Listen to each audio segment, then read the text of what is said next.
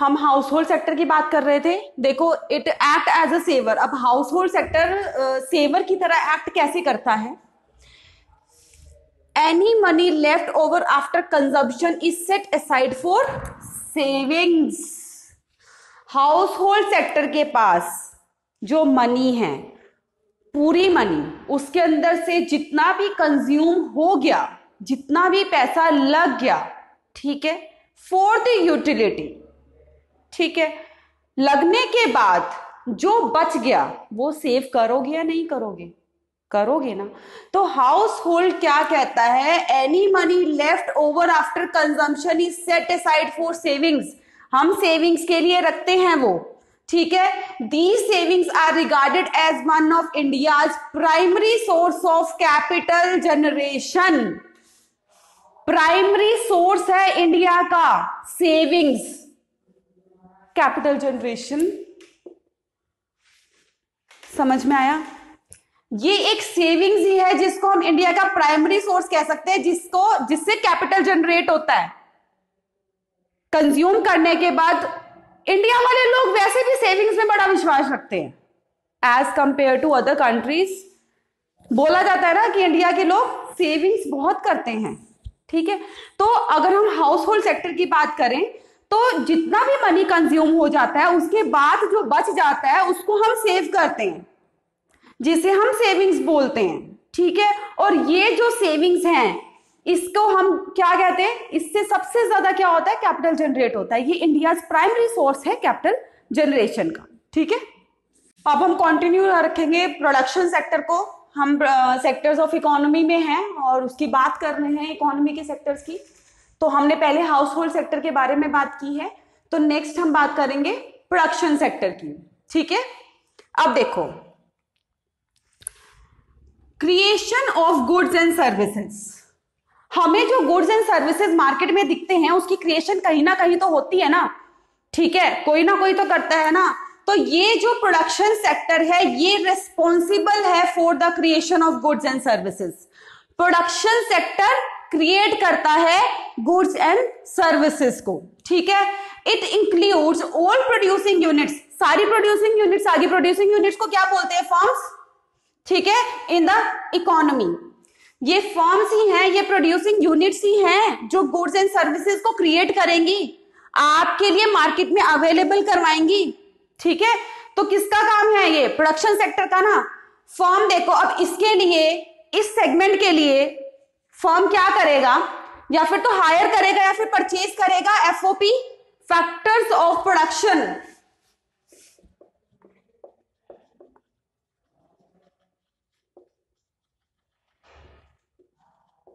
FOP का मतलब क्या होता है? फैक्टर्स ऑफ प्रोडक्शन, प्रोडक्शन के फैक्टर्स, ठीक है।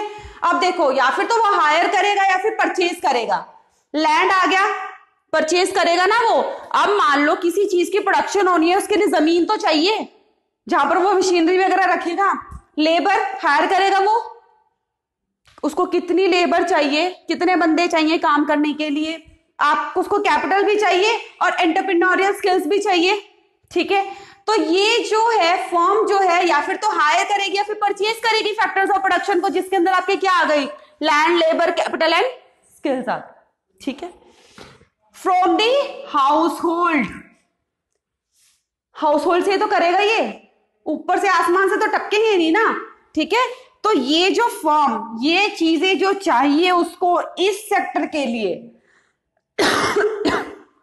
फर्म को प्रोडक्शन के लिए चाहिए बंदे, हर चीज चाहिए, लैंड, लेबर, कैपिटल, ठीक है। कौन प्रोवाइड करेगा? हाउस होल्ड प्रोवाइड करेगा, ठीक है। अब देखो, ये जो प्रोडक्शन सेक्टर है रिस्पॉन्सिबल है 22% of GDP and employees 22% of the overall workforce. GDP में 22% हिस्सा जो देता है अपना, वो प्रोडक्शन सेक्टर देता है आपको, ठीक है। और 22% ऑफ ओवरऑल वर्कफोर्स इसमें जाता है, प्रोडक्शन सेक्टर में काम करता है, ठीक है। ये तो हो गया प्रोडक्शन सेक्टर के बारे में। देखो अभी हम सिर्फ सेक्टर्स के बारे में बात कर रहे हैं, अभी हम इंटरसेक्टरल फ्लोज वगैरह किसी के बारे में बात नहीं कर रहे, क्योंकि हम उन फ्लोज की बात तब कर सकते हैं जब आपको ये पता होगा ये सेक्टर है क्या, ये अपना काम क्या करते हैं, इनका क्या रोल क्या है। अगर ये हमारी बेसिक फाउंडेशन है हमारी इकोनॉमी की तो इनका रोल है क्या। ठीक है, तो हम एक बेसिक मुद्दे पे बात कर रहे हैं सिर्फ। अभी हमारा हाउस होल्ड हो गया, आपको प्रोडक्शन सेक्टर समझ में आ गया सबको। ठीक है, now come to government sector. अब हम गवर्नमेंट सेक्टर की बात करेंगे। गवर्नमेंट सबको पता है। अब देखो ये जो सेगमेंट है ना, ये जो गवर्नमेंट सेक्टर वाला जो सेगमेंट है, इसकी हम दो चीजों को इन्वॉल्व करेंगे। आपकी इसके अंदर गवर्नमेंट सर्विसेज आ गई, ठीक है, एंड गवर्नमेंट ओन बिजनेसेस भी इसमें आ गए। ठीक है, गवर्नमेंट जो ओन बिजनेसेस हैं, ठीक है, और जो गवर्नमेंट सर्विसेज हैं, ये सारी हम इस सेक्टर में इंक्लूड करके चलेंगे। ठीक है, it is a welfare agency. Basically ये वेलफेयर की बात कर सकते हैं हम। जब हम गवर्नमेंट की बात करते हैं तो हम वेलफेयर की ही बात करेंगे। It is a government agency that is responsible for preserving law and order. देखो लॉ एंड ऑर्डर को प्रिजर्व करने का काम गवर्नमेंट करती है। ठीक है, अब ये पुलिस है घूम रही है, किस लिए घूम रही है? हमारे जो लॉज हैं, हमारे जो ऑर्डर है, उनको प्रिजर्व करना है ना।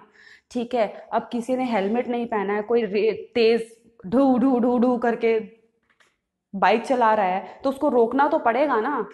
वो क्यों रोकना पड़ेगा? कि आगे कोई दुर्घटना ना हो जाए। ठीक है, for the others safety, for the welfare of the safety government काम करती है। ठीक है, defence and other public welfare services. ठीक है, तो हम गवर्नमेंट सेक्टर में गवर्नमेंट की सर्विसेज को लेंगे, गवर्नमेंट ऑन बिजनेसेस को लेंगे। क्यों लेंगे? क्योंकि गवर्नमेंट हमारे वेलफेयर के लिए काम करती है। क्यों? To preserve law and order, हमारे डिफेंस को प्रिजर्व करने के लिए, हमारे and other public welfare services. अब देखो जैसे मिलिट्री है, मिलिट्री हमारे लिए काम कर रही है ना। ठीक है, कितनी ठंड में, कितने कितने माइनस टेम्परेचर्स में मिलिट्री खड़ी है हमारे लिए। सिर्फ आप सोते हो चैन की नींद, आप घूम रहे हो सड़कों पे आराम से। कौन, किसके बेसिस पे घूम रहे हो? किसके बेसिस पे? हमारी मिलिट्री के बेसिस पे, हमारी गवर्नमेंट के बेसिस पे, उसके लॉ एंड ऑर्डर के बेसिस पे। ठीक है, हमारी मिलिट्री आ गई इसमें, हमारे लॉ एनफोर्समेंट। लॉ एनफोर्समेंट में क्या होता है कि जो गवर्नमेंट के कुछ मेंबर्स मिलके ना एक ऑर्गेनाइज्ड मैनर में काम करते हैं हमारे लॉज और ऑर्डर के लिए। कि कभी कोई लॉ एंड ऑर्डर का जो हमारे लॉज हैं बाय डिस्कवरिंग, ठीक है, ताकि अगर मान लो कोई लॉ एंड ऑर्डर का कुछ पालन नहीं कर रहा है तो उसको पनिश कैसे करना है। ठीक है, ये सारी चीजें तो वो सारी लॉ एनफोर्समेंट में आ जाएंगी। अब लॉ एनफोर्समेंट के देखो, अब पुलिस है, लॉ एनफोर्समेंट में आएगी ना, वो भी तो गवर्नमेंट के कुछ मेंबर्स मिलके काम कर रहे हैं ना। जो कोर्ट है, जो हम कोर्ट्स की बात करते हैं, वो भी लॉ एनफोर्समेंट का एग्जाम्पल है। ठीक है, तो लॉ एनफोर्समेंट में ये चीजें आएगी। आपका इंफ्रास्ट्रक्चर आ गया, पब्लिक ट्रांसिट आ गई, पब्लिक ट्रांसपोर्ट।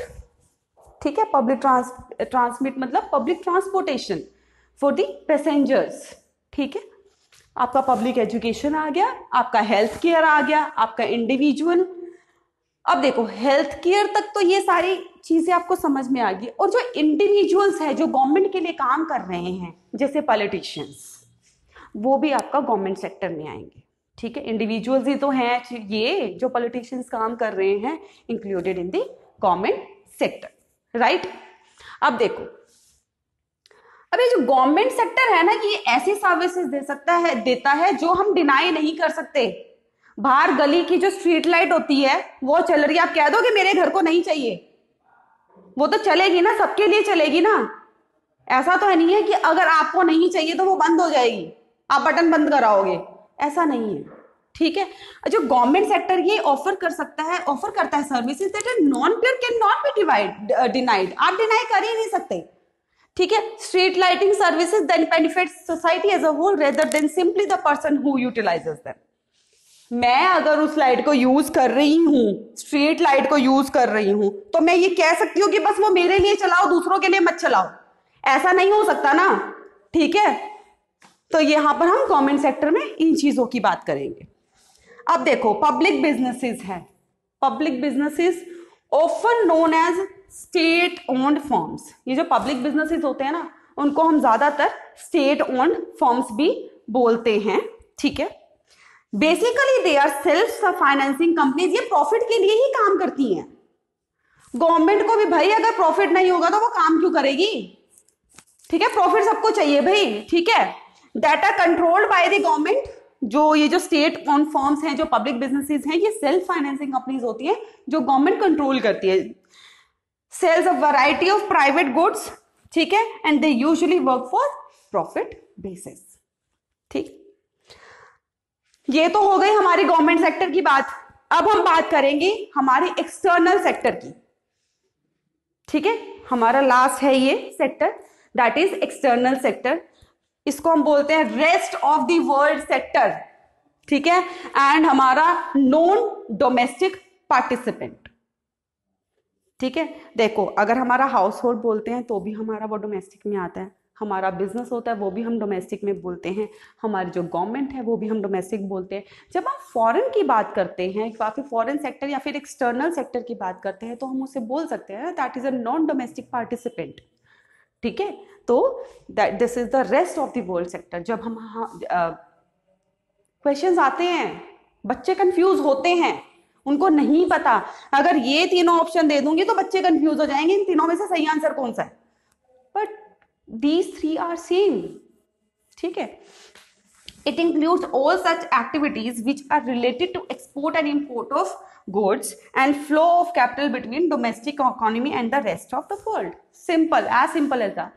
Basically जब हम एक्सटर्नल सेक्टर की बात करते हैं, जब हम फॉरेन सेक्टर की बात करते हैं, तो सबके माइंड में स्ट्राइक हो जाएगा कि इंपोर्ट और एक्सपोर्ट की बात हो रही है, ठीक है।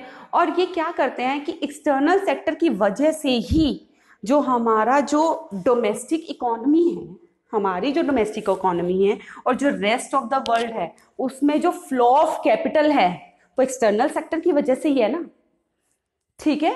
तो एक्सटर्नल सेक्टर क्या कहता है, ये मैं सारी चीजें वो इंक्लूड करता हूं मेरे अंदर which are related to export and import of goods and the flow of capital between domestic and the rest of the world, ठीक है।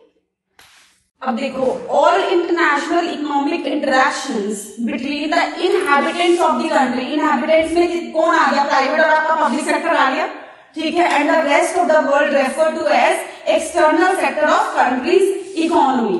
देखो जितने भी इंटरनेशनल इकोनॉमिक इंटरेक्शंस होते हैं ना, ठीक है, इंटरनेशनल लेवल पे जितने भी इकोनॉमिक इंटरेक्शंस होते हैं between the public and private sector, तो उसको हम and rest of the world, मान लो आपकी जो पब्लिक और प्राइवेट सेक्टर है, इनहैबिटेंट्स ऑफ द कंट्री, एक कंट्री का public and private sector and the rest of the world, उनके बीच में जितना भी इकोनॉमिक इंटरेक्शंस होता है refer to as the external sector of country's economy, ठीक है। अब देखो एग्जाम्पल से समझो कि डिफरेंट सेक्टर्स ऑफ इकोनॉमी में क्या क्या है, कौन कौन आता है। अब देखो अगर हम हाउस होल्ड की बात करते हैं तो आपके कस्टमर्स आ गए सारे, आपके एम्प्लॉयज आ गए और आपके लैंडलॉर्ड्स आ गए, ये आपके हाउस होल्ड में आ गए। नेक्स्ट फर्म्स, फर्म में कौन आ गया, ट्रेडर्स आ गए, आपके मैन्युफैक्चरर्स आ गए, आपकी सर्विस प्रोवाइडर्स आ गए, ठीक है। Third sector government sector, central government आ गई, आपकी स्टेट गवर्नमेंट आ गई और आपकी गवर्नमेंट कंपनीज भी इसमें आएगी। और आपके एक्सटर्नल सेक्टर में आपका इंपोर्ट एक्सपोर्ट, आपका फॉरेन इन्वेस्टमेंट्स, ठीक है, आपके एक्सचेंज रेट्स सारे फॉरेन इन्वेस्टमेंट में आएंगे ना, फॉरेन सेक्टर में तो आएंगे आपके सारे, ठीक है। तो ये आपका सेक्टर्स ऑफ इकोनॉमी था।